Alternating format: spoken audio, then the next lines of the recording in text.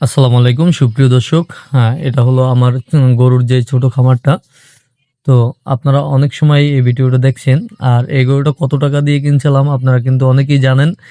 আর বিশেষ করে যারা নতুন করে ভিডিও দেখতেছেন আমার চ্যানেলে, তারা তো জানেন না। তো এই গরুটা কিন্তু আমি মাত্র ৫৮,০০০ টাকা দিয়ে কিনছিলাম।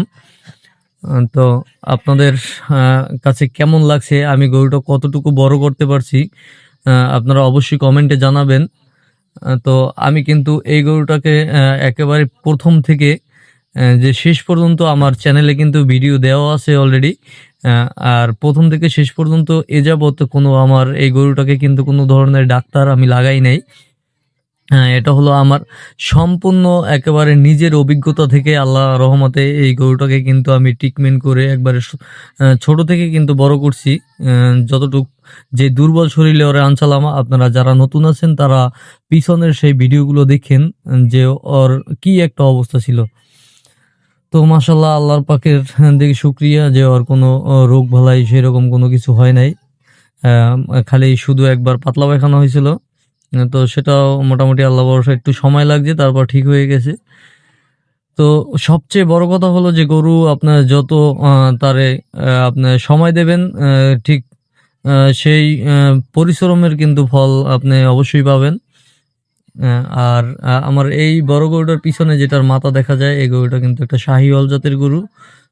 এই গরুটা আমি প্রথম যে সময় আনছি সে সময় কিন্তু খুব ভালো একটা আস্তে আস্তে করে গ্রোথ আসছিল, কিন্তু হঠাৎ করে আমি একটু রোজার মাসে আমার ব্যবসার দিকে একটু খেয়াল বেশি দিই, যার কারণে আমি করতে পারি নাই, এটার দিকে গরুর দিকে নজর দিতে পারি নাই। সেই সময় ফট করে ওর অ্যালার্জিতে এমনভাবে আক্রমণ করছিল যা গরুর চামড়া ফেটে ফেটে গেছিল। আমি তো ভয় পেয়ে গেছিলাম যে খুরা রোগ হয়েছে কিনা, যে সময় আমার নজরে আয়। তো সেই সময় একসাথে ২ টা রোগে ওরে আক্রান্ত করছিল। সে সময় হলো ওই যে অ্যালার্জি রোগে, আর দ্বিতীয়ত পাতলা পায়খানা। এই সময় গরুটা একেবারেই কাবু হয়ে গেছিল। তো ওরে ট্রিটমেন্ট করাবার উঠাবার পর এখন মাশাআল্লাহ মোটামুটি একটা গ্রোথ আসছে। সবচেয়ে বড় কথা হলো ভাই, আমি এই যে একটা জিনিস খামার করে আমি মোটামুটি একটা অভিজ্ঞতা হইছে। যে আপনার দেশি যেই গরুগুলো একেবারে দেশি, ওগুলো আসলে খামারের লোক একেবারেই গ্রহণযোগ্য না। আমি সেটা কিন্তু হাড়ে হাড়ে টের পাইছি।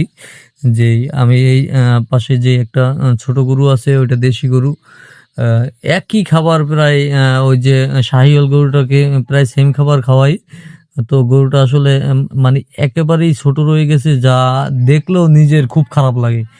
যে এই জন্য নিজে নিজে একটা করছি, ওই যে সাইডে আপনার বাম সাইডে যেই কালো বাছুরটা দেখা যায়, ওই গরুটা আমি ৪৮,০০০ টাকা দিয়ে কিনছিলাম। আজকে দেখেন যেই মানে খাবার কিন্তু পর্যাপ্ত পরিমাণও খাবার খাইছে। তার মানে দেশি গরু যেগুলো একবারে দেশি, এগুলো আপনি যত খাওয়াইবেন আর কিন্তু বাড়বে না, একেবারেই বাড়বে না। তো দেশি গরু কেউই পালবেন না ভাই।